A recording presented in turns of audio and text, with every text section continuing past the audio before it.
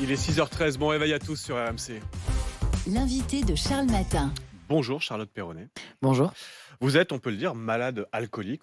On reste toujours alcoolique, mais abstinente, sobre depuis 2 ans. Vous avez écrit un livre qui va paraître en janvier prochain. Ça s'appelle « Et toi, pourquoi tu bois ?» C'est aux éditions de Noël. Et on voulait vous recevoir ce matin pour décrypter, on va le dire comme ça, cette nouvelle campagne de prévention contre l'alcool. Une campagne de Santé publique France et du ministère de la Santé qui vise les jeunes, des affiches, des clips, on les voit sur RMC Story, sur lesquels il y a des messages comme garde un œil sur tes potes en soirée, pense à boire de l'eau si tu consommes de l'alcool, pense à manger quand tu bois de l'alcool.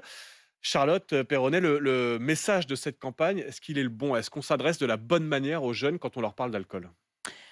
Cette campagne, finalement, c'est une campagne de banalisation de consommation d'alcool. En tout cas, à mes yeux, ce n'est pas une campagne de lutte contre l'alcoolisation. C'est vraiment adopter les bons gestes quand on consomme. Il n'est pas question de ne pas consommer, mais c'est vraiment adopter les bons gestes quand on le fait. Mais c'est-à-dire que le gouvernement devrait dire il faut pas consommer d'alcool? Non, je pense pas. Je pense pas pour autant parce que moi, je suis jeune, j'ai 33 ans, j'ai pas eu le choix que d'arrêter de boire à 30 ans. C'est un peu ce qui se passe quand on est alcoolique, c'est qu'on a plus tellement le choix que d'arrêter de boire. Et finalement, j'aurais eu, jeune, un message, qui m'aurait dit: «Bon, bah, il ne faut pas boire d'alcool». Très honnêtement, je pense que je ne l'aurais pas écouté, en fait. Hmm. Mais un message, avec les bonnes pratiques, pourquoi pas? Mais là, je trouve ça un petit peu gros. C'est un peu vraiment on banalise la consommation excessive, en fait, Mais surtout. justement, quand on est jeune aujourd'hui, quel message on reçoit quand on a 17, 20 ans, 25 ans au sujet de l'alcool? L'image de l'alcool quand on a 20 ans, c'est cool, l'alcool. C'est pas dangereux. Ah bah, l'alcool, c'est cool et enfin, dans mon cas, c'est d'ailleurs pour ça, en fait, que j'ai commencé. J'ai commencé à boire finalement de manière totalement traditionnelle et familiale et à 13, 14, 15 ans où on pose la bouteille de rouge ou la bouteille de blanc sur la table, à un repas de fête C'est le et fameux, tu peux tremper les lèvres quoi, à table, avec les exactement, pour la enfants, culture ouais. générale et voilà, on va peaufiner un peu le palais, quoi. Mmh. Mais pour autant, l'alcool, ça a toujours été vendu aussi bien par les séries, par les films, par l'imaginaire, par toute notre culture comme un produit cool.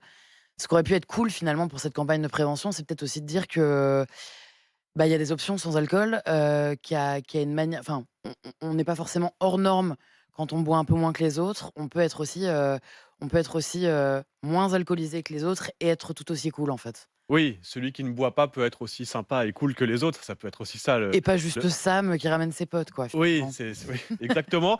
Mais est-ce qu'on a conscience quand on a 20, 25 ans aujourd'hui en France que l'alcool, ça peut être aussi une maladie, l'alcoolisme et qu'il y a un comment dire? Est-ce que c'est une notion, quand vous aviez 20 ans, quand vous avez commencé à boire, est-ce que vous saviez qu'il y avait potentiellement un danger, à long terme? J'ai envie de dire, il y a pas un danger que de la gueule de bois du lendemain ou de la soirée, mais que ça peut nous suivre toute la vie ensuite?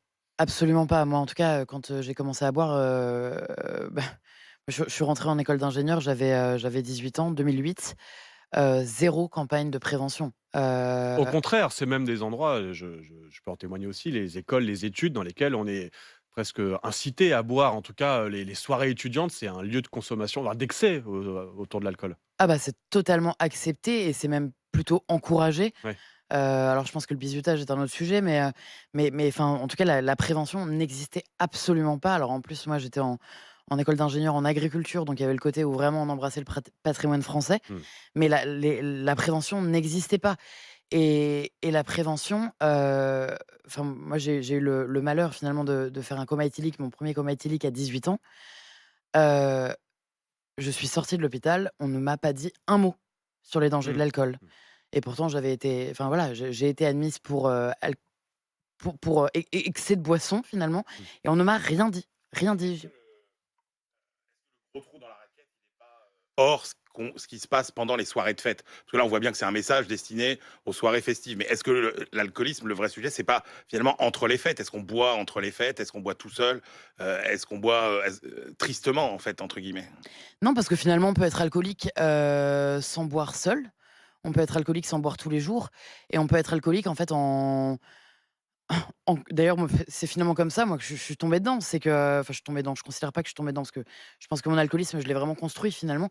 Mais je pense qu'on peut être alcoolique, Par un enchaînement d'occasions de boire, qui ne se fait pas forcément seul et justement d'ailleurs on n'a absolument pas conscience qu'on est alcoolique tant qu'on n'a pas franchi ce côté où on se retrouve seul à boire tout seul en fait et jeune, si on multiplie le nombre de soirées, si on multiplie le nombre d'excès, bah oui, c'est comme ça en fait qu'on rend le terreau fertile et que derrière on se retrouve avec des problèmes de santé lourds et finalement plus le choix que d'arrêter de boire ou sinon c'est la mort, Et quoi. alors justement, quand est-ce qu'on s'en rend compte? Et quand on s'en rend compte, comment on fait pour en sortir? Parce que alors je vais avoir c'est un peu un cliché, mais moi quand j'ai grandi avec l'image de l'alcoolique, il avait plus de 50 ans dans l'imaginaire collectif. Aujourd'hui, on peut se rendre compte à moins de 30 ans, comme vous, Charlotte Perronnet, qu'on est alcoolique et qu'on a besoin d'aide. Bah, moi, j'ai mis beaucoup de temps à me rendre compte que Ouais. j'étais alcoolique parce que justement, en fait, on manque d'images.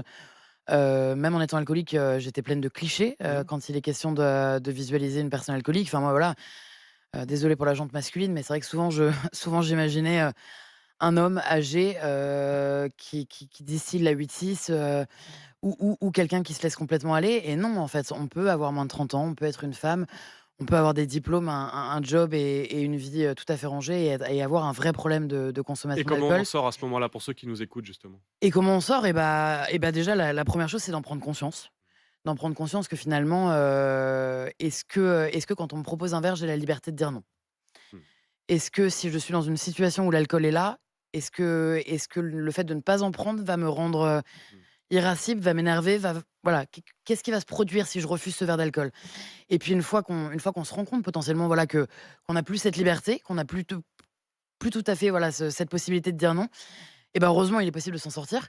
Moi, j'ai opté pour la version médecine, parce que voilà, ça me paraissait être l'option la plus facile.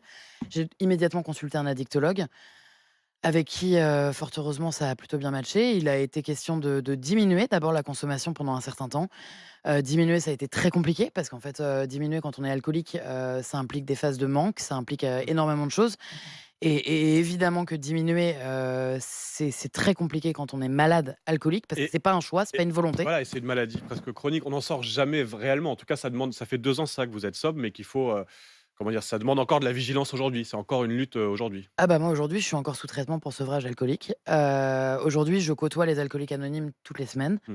et c'est important pour justement, pour rester sobre. Parce que finalement, c'est la seule manière aujourd'hui de soigner Ouais. l'alcoolisme, c'est pas une goutte d'alcool. Merci Charlotte Perronnet, malade alcoolique. On est venue, témoigner ce matin en direct sur Petit RMC message et optimiste, le marché des boissons festives sans alcool, c'est aujourd'hui le marché qui est en plein boom et il y a plein d'autres choses à boire, voilà. sympa dans les soirées Fort que de l'alcool. heureusement, Et fort on heureusement. lira Charlotte Perronnet, ce livre, ce témoignage «Et toi, pourquoi tu bois?» aux éditions de Noël. C'est à paraître au mois de janvier. Merci beaucoup Charlotte Perronnet et vous Merci. continuez au 32-16 à réagir autour de cette campagne lancée par le gouvernement. Est-ce que c'est le bon message adressé aux jeunes au sujet de l'alcoolisme? Vous venez nous le dire ce matin au 32-16, il est 6h21.